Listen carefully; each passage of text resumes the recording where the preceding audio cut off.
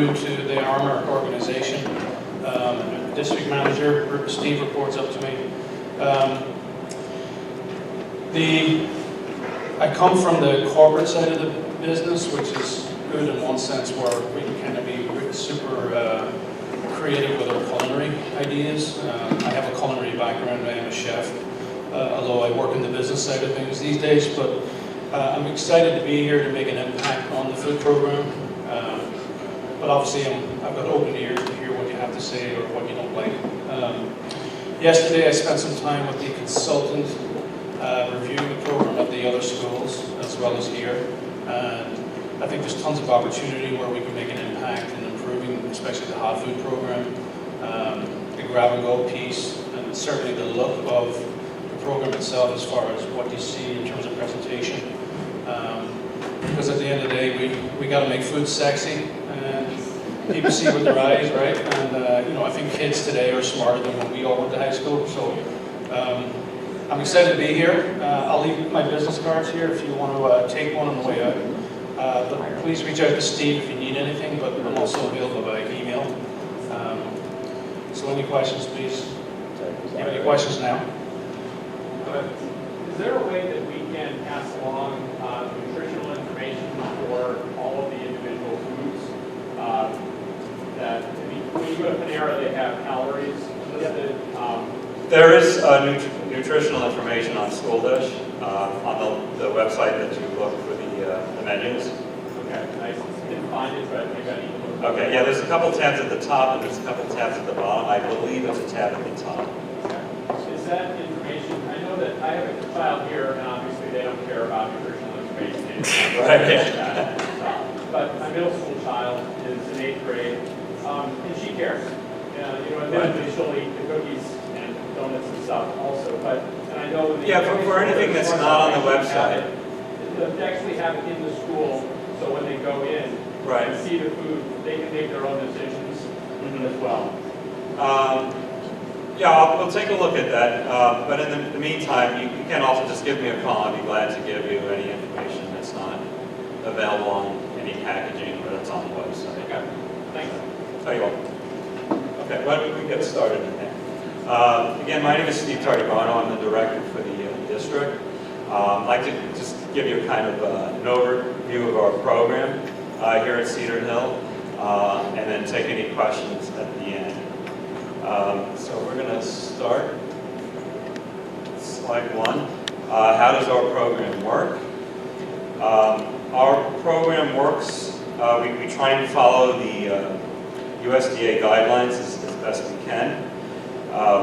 So they start off for this age group, and they're different for every age level. So requirements, you know, for elementary school might be different from a student at middle school or then the high school.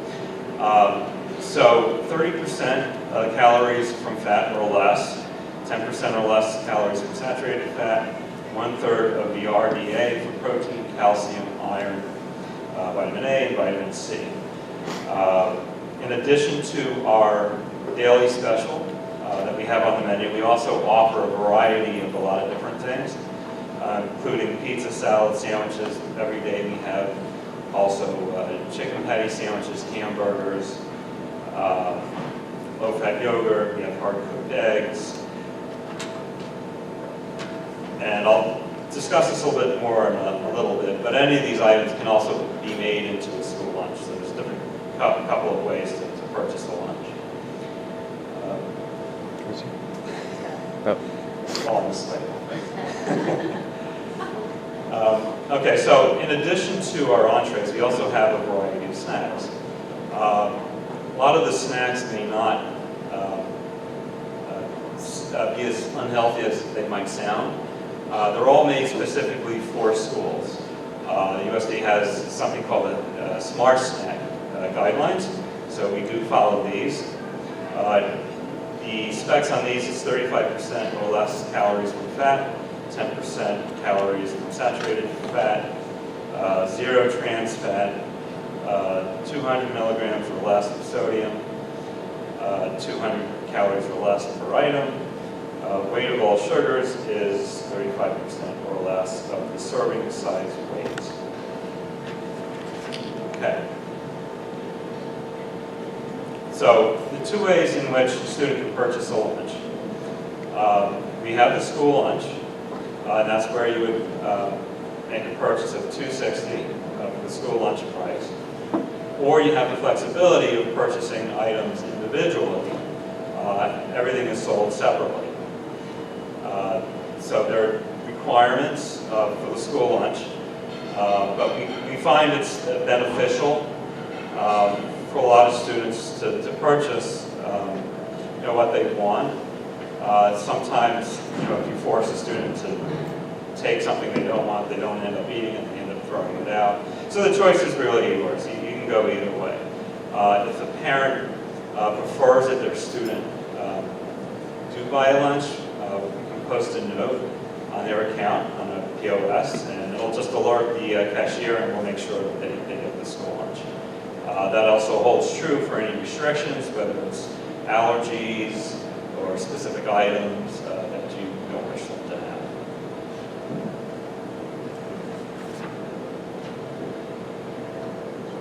Okay, so how to build a lunch. There are 5 components. And we had a little graphic, we had a problem with it showing up, but I think most people have seen the build your own kind of color chart. So there's 5 food components. You have your meat, protein, your grain, your milk, vegetable, and fruit. So there's 5 groups.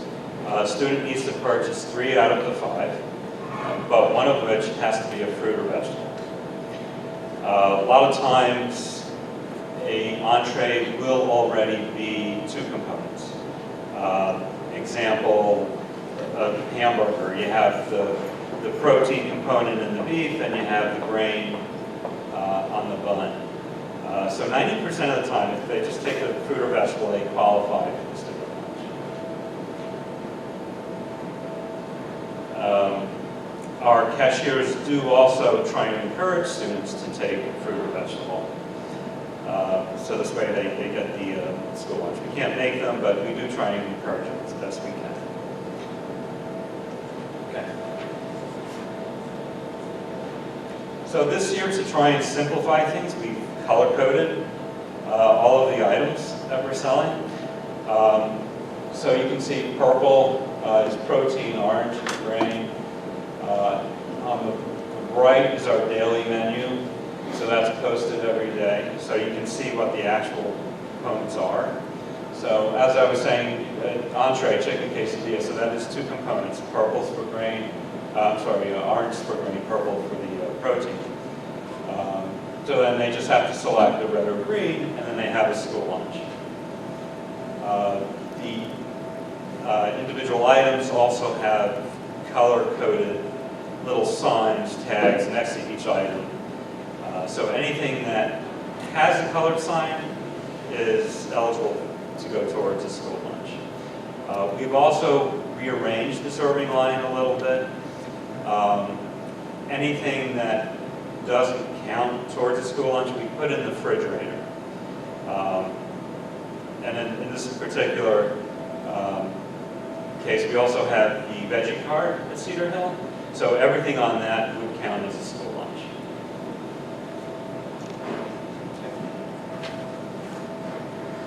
Okay, so I just talked about that's a picture of Oak Street.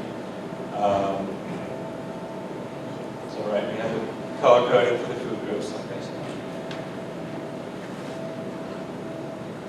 So as far as the guidelines, again, are breads and pastas are whole grain.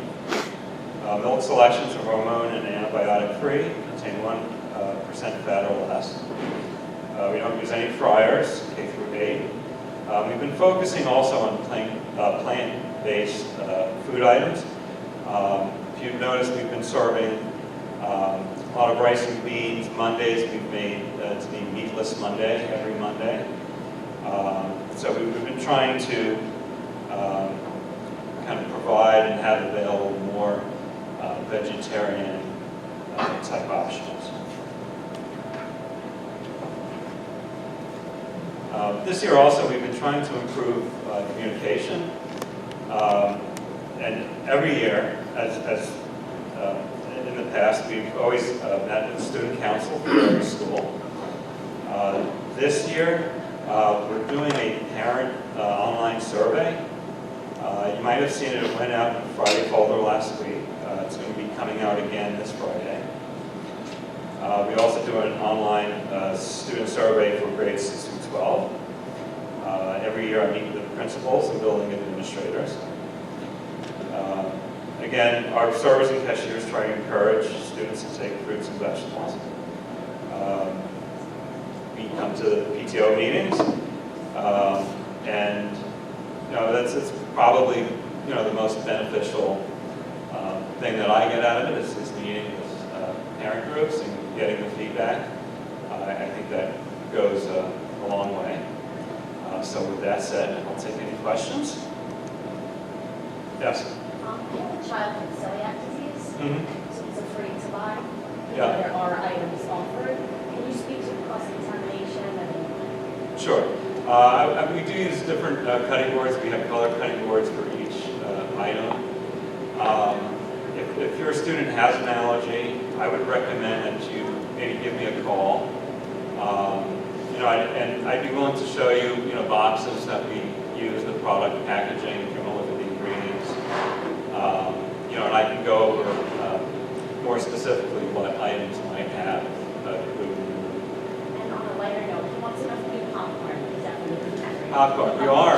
I didn't mention that. We did start popcorn. Yeah. It is air popped, so there's no oil used.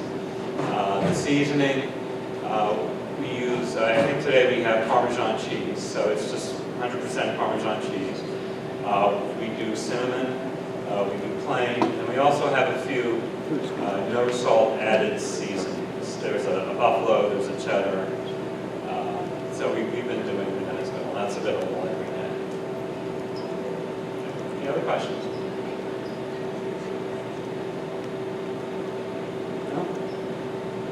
All right, well, thank you very much. John and I will leave our business cards here. And if you have any questions, feel free to call us or you can contact Mr. Cipolla. And we can answer any other questions that might come up. Thank you. I can tell you the food at Ridge is very good. It's set up like, if you like salads, you can go, it's just like Soup Shop. They got a salad, you circle what you want, you hand it to them, they put it in there, and it's delicious. So I can tell you the food at Ridge is pretty good. I will comment about that. If you do it wrong, you get yelled at like I did. The first time I didn't use the sheet, I thought I committed a capital crime. Anyway, so as the Director of School Safety and Security, I'm sure a lot of you know who I am. I was a police officer here in Burns Township. I spent most of my career in the schools. After 28 years of law enforcement, it was time to retire and move on to Burns Township Board of Ed. So it seemed like a natural progression for me as far as all the time in the schools. I do love my job. I love being in the schools. The staff is phenomenal and the kids are great. So, and some of them still think I'm on the job, which is kind of neat. They still call me Officer Warner and stuff. So it's kind of neat. Ridge High's been I was asked to kind of give an overall. Ridge High's kind of been a major concentration this year because of the man trap, the vestibule that's been built there with the welcome window and the bins and all that. It's been work in progress since the day I started, September 4th. We have a school monitor there who's a retired police officer, sergeant from Somerville Borough. I've known him 28 years, and he works 5 hours a day there. He kind of walks to school, checks for open doors, secures them if they're unlocked, speaks to student and or staff if they're doing something inappropriate, like letting somebody in, or if he finds a door that's not working properly, he'll put a work order in with Judy Pavel and get it repaired as soon as possible. So he's doing a great job of checking the building perimeter and making sure it's safe. There's a retired police officer that is, he's a captain from Raritan Borough. I've probably known him 20 years. He is an employee of the police department. He's what's called a Special 3. To be a Special 3, you must be a retired police officer in New Jersey, under the age of 65, less than 3 years retired, and then you get hired as a Special 3 at whatever department it is. You wear a uniform, carry a gun, and his primary function is the main desk area, but he will go mobile, he'll go into the parking lot, he'll communicate with the teachers, the kids, he'll catch up with Sean, they'll compare notes for the day, and that's what he does. So he can go mobile, which is nice, but he does have responsibilities at the door when he sits there certain periods of the day. So that's pretty much what's going on at Ridge High. Has anybody not been to Ridge High this year? So you've all been there, you all had to sign in and check in, everybody knows how that works. So moving backwards to William Annan, they have a new school resource officer there, Gina Lasciavo. She's doing a great job. That's actually where my office is. I spend some time there in the office, but I'm on the road a lot to all 6 schools, doing whatever needs to be done, stuff like this. William Annan is, again, a little work in progress. We're trying to secure up the front vestibule area. We are trying to move the bins out of the office into the vestibule area. So when parents come in to drop off their child's instrument or lunch or homework, money, cell phone, Starbucks, whatever it is, you'd be surprised. They don't have to come into the office. They don't have to go any further than the first set of doors, drop off the item for the student, and then they go about their business. There's no disruption of the day for the staff, which is nice. And then, you're in and out in seconds. At Ridge High, parents come in, the door buzzes you in right by the bins. They drop the bin, drop it in the bin. At Ridge High, they text the student, hey, it's in bin 5, whatever it is. And then they go about their business, and then the child, the student, will come in, go into the vestibule, pick up their item, and then leave. It works like clockwork. It's working really well. They had no complaints about it. It just, it's moving forward. So William Annan moving forward, once we complete some projects there, we'll put the bins out there in the lobby area.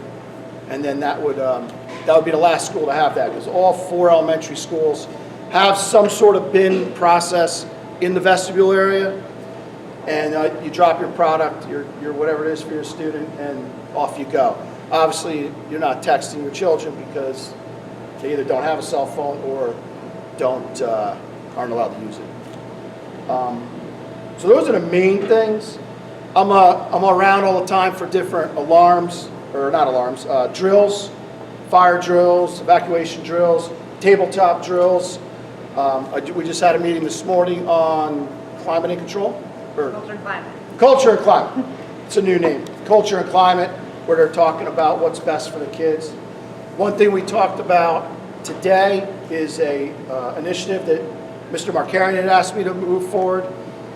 There's a program called WeTip. I don't know if anybody's ever heard of it. Have you ever heard of Stop It? Yeah. So Stop It's an anti-bullying campaign that's been going on for a few years now. They recently bought WeTip, is my understanding. WeTip is a national phone-in reporting station. So if you want to report something anonymously, you can call WeTip. And when I say report something, I'm talking about crime, drug use, HIV is the big one. We're looking for anonymous tips on that. And then WeTip will answer the phone. It's a human. They have a list of 60-something questions that they'll ask this caller. It could be an adult or a child, to see if this needs to be pushed forward. If it does, they deem it to be a credible report. They will either call the police department if it's an emergency situation, or they will call myself and Mr. Syatt. So those are the 3 contacts, just the 3 of us. They're not calling guidance counselors or principals. So we'll either get a phone call or an email, and then we'll pass the information along. Depends if it's emergent or not. WeTip is not going to replace 911. Obviously, if there's a car accident, somebody choking, somebody not breathing, we're still going to use 911. We're not going to call WeTip. And then we could get whoever it is that needs help. It does not replace the guidance counselor in the schools, and it does not replace the trusted adult that we want our children to go to and talk to. What else did I miss? Oh, WeTip is anonymous, so even if the caller gives their name by mistake, the call will be terminated, and they'll tell you to call back and get a different call taker, and all the information is deleted. Your name is never entered. If it's a situation where it's a crime, like let's say a bank robbery or something, and you want to continue a conversation with them, WeTip gives you some sort of PIN number, so the next time you call, you get that PIN number, and it takes you right to that case. So it's kind of a neat program. They're based out of California, so for me to talk to them is difficult because I think they roll in late and leave early, and I don't, so it's tough to contact them on a daily basis. It's very difficult for phone calls. Grades 4 and 5? And it's grades 4 or 5 in the elementary school only, and then 6 through 12. So only your 4th and 5th graders are going to get this card. We're going to give out a card next week. The Friday folder, Mr. Markarian is going to put out a letter that I wrote, and then 7 attachments that explains WeTip, and it shows you the cards that each child's going to get, depending on the grade or the school. It's kind of neat what they did, and each kid will get a printed business card that they keep in their book bag or in their wallet or whatever, their purse, whatever they want to do. And Molly, Ms. Wilcox is going to come into each 4th and 5th grade Right. class and explain the purpose of it on a 4th and 5th grade level, so it is developmentally appropriate for them to understand why they're getting this, what the purpose of it is, because, right, we decided 4th and 5th grade would really be the only appropriate grade levels here at the elementary schools. So we are making sure the layout of that is happening with some guidance and a gentle hand. Right. Yeah, they're not going to be handed a business card and say, have a good day. And we're doing it in the beginning of the week, so if they have any questions, they can ask those questions to guidance counselors, principals, and vice principals during the week, as opposed to giving it to them Friday, they come home, and they don't have anybody to talk to. Of course, you're going to get the information on Friday yourself, and so you'll be able to help out too. And again, it doesn't replace 911 or calling the police. If you want to report something, you can certainly do it that way, which is a very quick way of doing things. But that would be a great talk to have with your kids once they get that card on Monday or Tuesday, is to say, hey, did you get that card today? Let's talk a little bit about that. What did Ms. Wilcox tell you? I think it's good for them to know that you're aware of that as well, as a resource. So that's what's going on. Do you have any questions about security? Just about Safety? WeTip. It's a number or an app, and it's not just for students, right? It's for the community Yep. to call and tips Yep. as well. Adults. Anybody can call. Right. It is you could call them if you're in Summit. Right. WeTip is not an app. It's a phone number. They do have an email, but the email, I think, pushes you to the phone number because they want to be anonymous. That's truly what they want to do. So it's not an app. No. Stop It is an app. Right. Okay. And Stop It, you have to pay for it. I believe WeTip's free. And then who knows what's going to happen with Stop It buying WeTip, but that's a... We'll obviously also review and Cross see, that do we feel it's effective? Do we feel like it's an effective practice for us? But for the older grades, they'll need to get that. They'll also get a card or something. They're going to get a card with different information on it, yes. But the main thing is that they need to, in some way, input. I guess they just Google WeTip, find the number, if they use it. Yeah, or whatever. if you Google WeTip, you get inundated with information. Yeah. The front of the card is going to be WeTip with their design. The back of the card will be school-specific to the school that your child attends. So it will have school-specific information, guidance counselor name, stuff like that.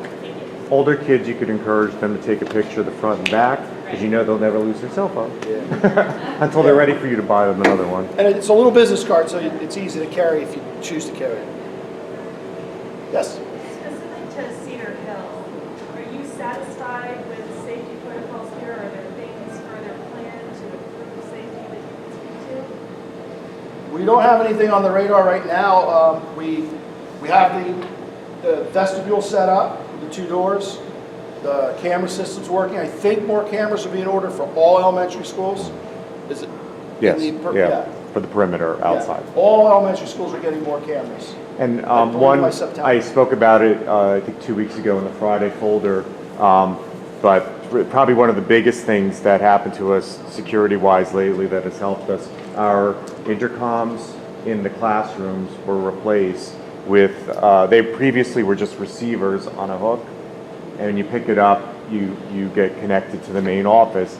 Now they are all push button, with a keypad, like the phone you see right just to the right of the fire extinguisher there, just a regular push button phone. But what that allows the caller to do from any classroom is dial any other classroom in the building, really any other phone, because we also have some of these extensions in the faculty room, in some of our storage rooms, the nurse's office. So it enables teachers to call between rooms. It also enables us to Incident management, how to handle a crisis, and the hierarchy and how it all works, and understanding of it, which will be nice. So when it did happen the other day, a couple weeks ago, everybody did great. William Ann didn't have a PA system, so that was a problem. How do you communicate to everybody what's going on? Early dismissal, snacks, food, people are hungry. But they did, we have a system in place called a runner system, and everybody did what they were supposed to do. I think you used it here also. The runner system worked well. And we just purchased and got 10 more walkie-talkies. Yeah. So we utilized those walkie-talkies during that last power outage, and we have a dedicated runner system in place of teachers who are available at any given period to become our communication throughout the building. So to answer your question, no, the intercom did not work once the power went out, but we did have a very active, very efficient running system where we could communicate right through the building in a matter of seconds.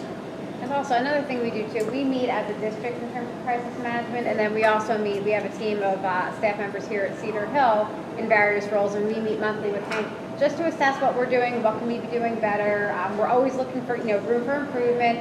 We debriefed after the power loss, what are some things that went well, what are some things that we learned from that.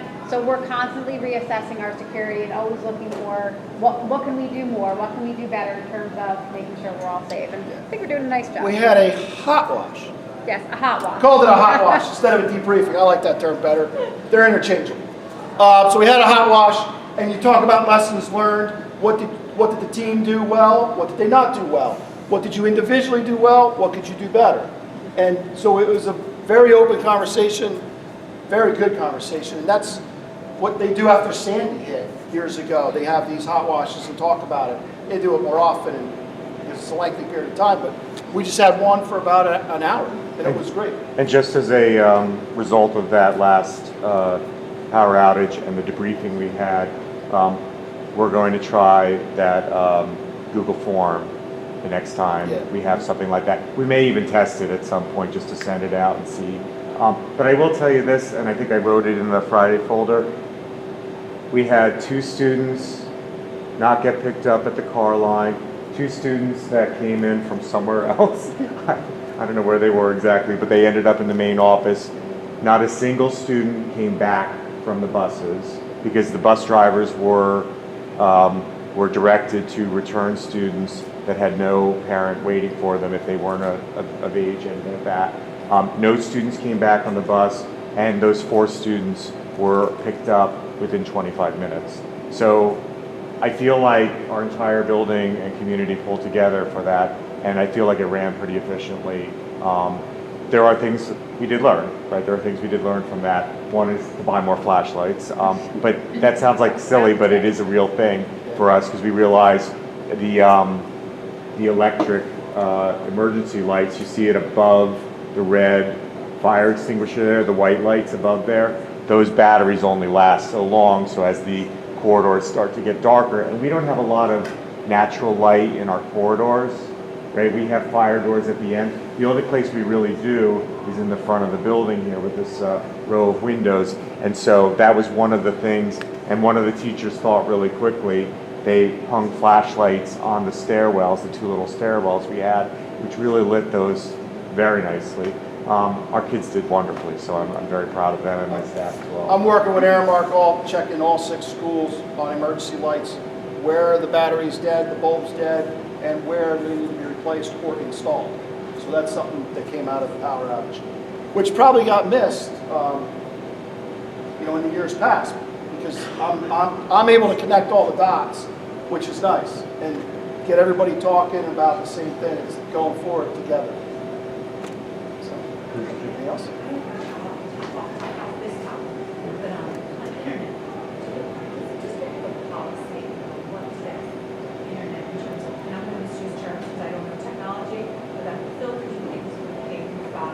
Yes.